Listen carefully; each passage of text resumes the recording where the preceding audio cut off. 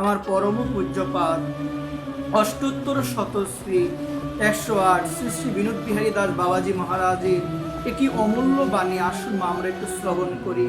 বাবা বলছেন, যারা আমরা গৃহে থেকে ভজন করি তাদের জন্য একটি মন্ত্র বাবা বলেছেন। আমার মনে হয় কি এই মন্ত্রটি একটু আমাদের হৃদয়ঙ্গম করা প্রয়োজন মা।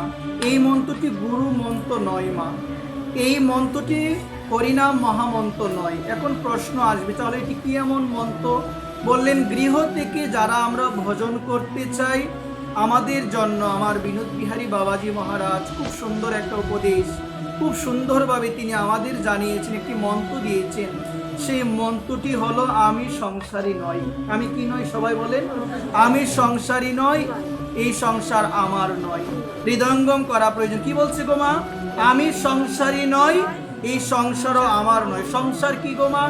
স্ত্রী, পুত্র, পরিজন, ঘর বাড়ি, ধন সম্পদ, এগুলো কি সংসার? না মা, সংসার হলো বুক বাসনাই হলো সংসার। সংসার কি? সবাই বলো। আমাদের হৃদয়ে যে বুক বাসনার আকাঙ্ক্ষা, কামনা বাসনা, এটাই হলো সংসার।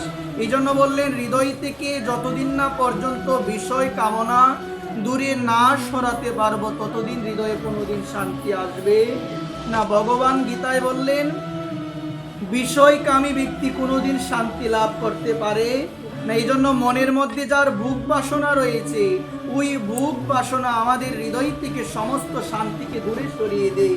যতদিন না পর্যন্ত হৃদয় থেকে ভোগ বাসনাগুলোকে আমি দূরে না সরাতে পারবো ততদিন হৃদয়ে আমার অশান্তি থাকবে। কি থাকবে মা? অশান্তি থাকবে, দুঃখ থাকবে, কষ্ট থাকবে। এই জন্য মা, সংসারের থেকেও একান্ত নিষ্ঠাপরায়ণ ভক্তরা ভাবে, আমি সংসারী নয়, এই সংসার আমার নয়। দুনিয়া কা মেলা মেহু একলা। কি বলছেন গো মা? এই দুনিয়া হলো একটি মেলা এবং ওই মেলার মধ্যে আমি হলাম একলা, মানে একলা, আমার সঙ্গের সাথে কেউ নয়। দুনিয়া কা মেলা মেহু একলা, লেনা না দেনা। বলছেন, আমার কারোর সঙ্গে লেনা দেনা নেই, আমার কারোর সঙ্গে কোনো ধরনের লেনা দেনা নাই মা। তো এই জায়গার মধ্যে বাবা বললেন, দুনিয়া কা মেলা মেহু একেলা। এই দুনিয়া মেলা মা, মেলা যখন হয়, মেলার মধ্যে অনেক মানুষ থাকে না? যখন আমি আমার কোনো পরিচিত মানুষের সঙ্গে সে মেলায় না যাব, এত মানুষ থাকা সত্ত্বেও আমার কি মনে হবে গো মা? একা মনে হবে কিনা বলেন? মেলার মধ্যে প্রচুর পরিমাণ মানুষ, আমি যদি আমার পরিচিত কোনো মানুষের সঙ্গে না যাই, তাহলে এত মানুষ থাকার পরও আমার মনে হবে আমি একলা, মানে আমি একলা। ওই জন্য বাবা বললেন যে এই দুনিয়া হলো, এই পৃথিবী হলো এক মেলা। সেই মেলার মধ্যে আমি একলা, আমার সাথে কেউ আসে নাই, আমার সাথে কেউ যাবে না। অনিত্য ঘর বাড়ি ধন সম্পদ কোনো কিছুই আমার সাথী হবে না। এই জন্য সংসারের থেকে এই মন্ত্রটি হৃদয়ঙ্গম করা প্রয়োজন যে আমি সংসারী নয়, এই সংসার আমার নয়। আমি হলাম একজনের, তিনি কে? তিনি ভগবানের। ভগবানই আমার, আমি ভগবানের। এটি ধারণ করা হৃদয়ে একান্ত প্রয়োজন।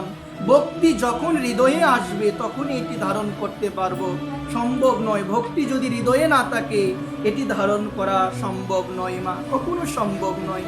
এই জন্য বলছেন, যখন আপনার হৃদয়ে শুদ্ধ ভক্তির উদয় হবে, যখন আপনার হৃদয়ে গোবিন্দের প্রতি অছলা ভক্তির উদয় হবে, শুদ্ধ ভক্তি, নিষ্কিঞ্চন ভক্তির উদয় হবে, তখন এই সংসারের কোনো বন্ধনে আপনি আর আবদ্ধ থাকবেন না। সর্বদা গোবিন্দের জন্য পাগল হয়ে থাকবেন, সদা সর্বদা ভগবানের নামে মত্ত থাকবেন, সদা সর্বদা এই ভাবনাই হৃদয়ে থাকবে, আমি হলাম কৃষ্ণের এবং এই জগতে কৃষ্ণ বিনা আমার আপন কেউ নাই।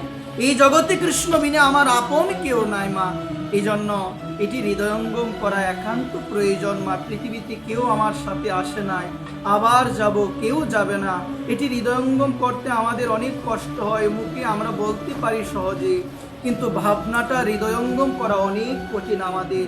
যদি আমার হৃদয়ে হৃদয়ঙ্গম হতো মা, এই জগতের এই অনিত্য লালসা ভোগ বাসনা কখনো আমার পরম আপনকে ভুলিয়ে দিত না, ভুলিয়ে দিত না। আজকে আমার এমন দশা হলো মা, জগতের এই সাধারণ চাকচিক্যে মগ্ন হয়ে, সাধারণ ভোগ বাসনায় মগ্ন হয়ে যিনি পাঠালেন আমার পরমাপন ভগবান, আমার শরীর, সেই ভগবানকে ভোগ বাসনায় পরে আমি ভুলে গেলাম। আমার মনে হয় কি এই বাণীটি আমাদের হৃদয়ঙ্গম করা প্রয়োজন। ভোগ বাসনার জন্য যদি ভগবানকে ভুলে যায় তাহলে ভগবানের কাছে আমাদের প্রার্থনা করা উচিত, ভগবান তুমি আমাকে একটা পশুজনি দাও, সেই পশুজনির মধ্যে কোনো ধরনের বিধিনিষেধ নাই, শুধু বুক করে যাও, কোনো ধরনের বিধিনিষেধ নাই। আমার মনে হয় কি সেই জীবনটাই আমি পাবো। কেন? কারণ আমি এই মনুষ্য জীবন, ভজনের সুযোগ্য দেহ, মানব দেহ পেয়েছি বটে, আমি কিন্তু ভগবানের নাম স্মরণ নাই, ভগবানের নাম চিন্তা মনন কোনো কিছুই নাই মা, শুধু ভোগ বাসনায় লিপ্ত মা।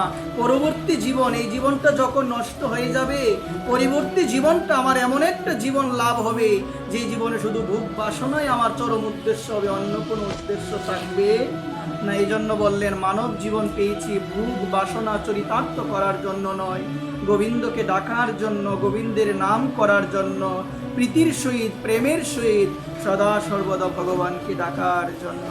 এই জন্য মা, যখন কোনো গোবিন্দের একনিষ্ঠ ভক্তের সঙ্গ লাভ হবে তখনই বুঝতে পারবেন, অন্যথায় সম্ভব নয় মা। আজকে মুখে আমরা বলি মা, মুখে আমরা বলি, আমাদের মধ্যে বৈরাগ্য আসে মাঝে মধ্যে, কিন্তু সেই বৈরাগ্যকে আমরা ধরে রাখতে পারি না। এই জন্য আজকে আমাদের সমাজে এমন দশা, আমরা ধর্মকর্মে লিপ্ত নই মা।